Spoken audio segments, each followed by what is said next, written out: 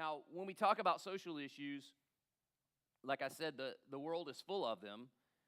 Some of them being things like abortion, immigration, homosexuality, gender issues, marriage issues.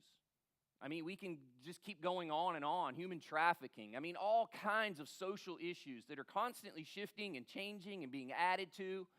It doesn't seem like they're ever taken away, but it just seems like more and more as we grow older and as time moves on, that there are more and more social issues that our world has to deal with. And sadly, what happens is a lot of times the world turns to the church and they want to see how we feel about it. And then when we don't follow the example of Jesus and we just regurgitate something, that the world is disappointed, actually. The world's let down because we say we serve this higher power that has these answers and that brings hope and salvation and an abundant life. And then when we get it wrong in regard to some of these social issues, I think the church is disappointed. I think the world is disappointed in the church because I think they're looking to us to help. I think they're looking to us to be an agent of change.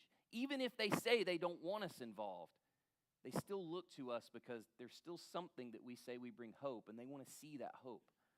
So let's look at how we can get it right more often than get it wrong. Now, I don't have any answers for you as far as like how you should feel about abortion or what we should do about immigration or in regards to gender issues or homosexuality, like this is how you should feel and this is what we should do. I don't have those answers. But we can look at the Word of God and we can say, okay, well, who is God? How does God feel about those things? And what does God want us to do in response to the different things that affects our world? So in regard to that, let's go back, like way back, Genesis chapter 12 back to kind of the beginning. We're a couple centuries in at this point. There's been a couple generations that have come and gone and entered the story of this guy named Abram. And if you've ever read Genesis, you begin to kind of see this relationship that God has with Abram and Abram with God, and God actually calls him a friend. And so there's this neat thing that's happening in the life of Abraham where he's paying attention to this God. And he's beginning to have these conversations with him. Well, we come into Genesis chapter 12, and this is where God lays down a covenant with Abraham, which will be a covenant with the Hebrew people, which will be a covenant with us as we come through history. So this covenant that God is laying down with Abram in Genesis chapter 12 is not just for that contextual setting, but it is something that blows through all of history. So it's very important to pay attention to the covenant. Now the covenant, it's an agreement.